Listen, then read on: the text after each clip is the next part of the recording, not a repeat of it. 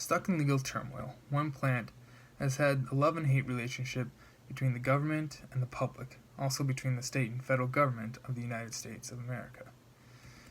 In the last 50 years, giant leaps and bounds in research have proven the benefit of restorative impact of controlled cannabis for medical use with chronic illnesses and diseases.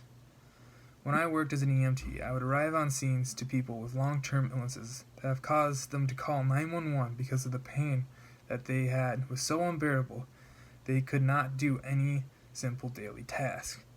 One patient I remember because of cannabis, and because it was illegal at the time that he was taking it. Let's say his name was John. John had epilepsy, and he would call once a month or so to take him to the hospital after a severe seizure. He told us multiple times that the pain and the seizures lasted so long it would be unbearable, and he would spend multiple times a week basically lying in his bed from the sheer amount of pain. After the calls become less and less frequent after a time, I began to get worried. The last time I saw him, he told me he started using cannabis and how much it helped him, going from 5 and 3 seizures a week, ranging from mild to severe, to having seizures once and a rare twice a week since the start of cannabis. He told me the pain went from chronic all the time to being mild and uncomfortable. Through the rest of my speech, I'll explain the importance of medical cannabis, the leading research, and how it can be integrated into the medical world properly.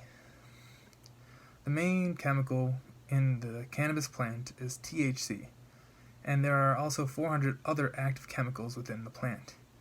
Each chemical is being researched for its medical benefit, along with its reactions it creates with other chemicals that are being combined when it's being burned. THC has been proven to treat pain, nausea, PTSD, inflammation, and potential tumor effects, according to Dr. Peter Grinspoon, who conducted the studies on THC at the University of Harvard in January 2018.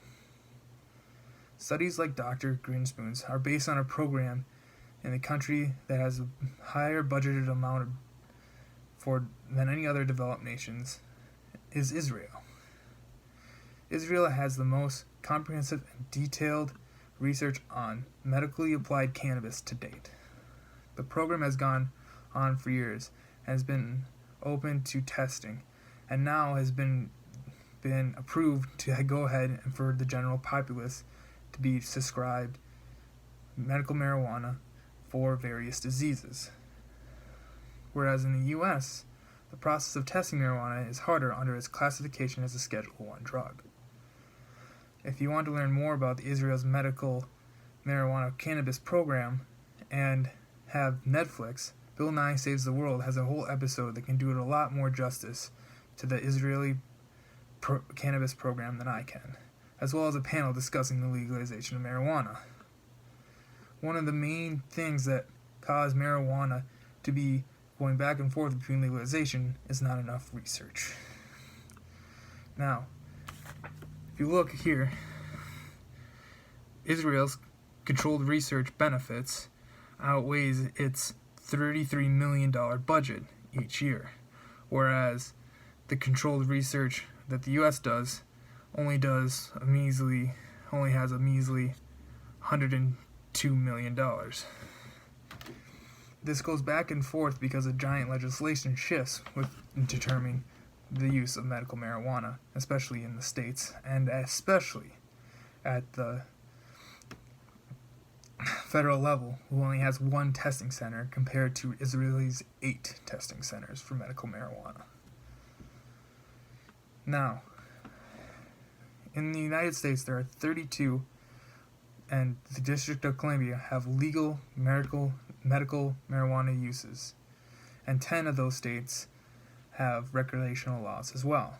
Through my audience analysis, a lot of people suggested for the state of Wisconsin to legalize medical marijuana that should follow the same laws and guidelines that Minnesota has for its medical marijuana program, which requires a two-step process where a doctor prescribes medical marijuana and the state reviews the medical case for validity and whether it should be granted or denied. I hope the information can be a jumping point for you that I showed today for your own research. This is still a complex issue throughout the United States, and I do believe everyone should be paying attention to it along with everything else that is happening at the state and local level. I think the legalization of medical marijuana can be benefit to those who have very serious illnesses, and more research should be done to verify and build a better treatment plan with all the resources, including medical marijuana.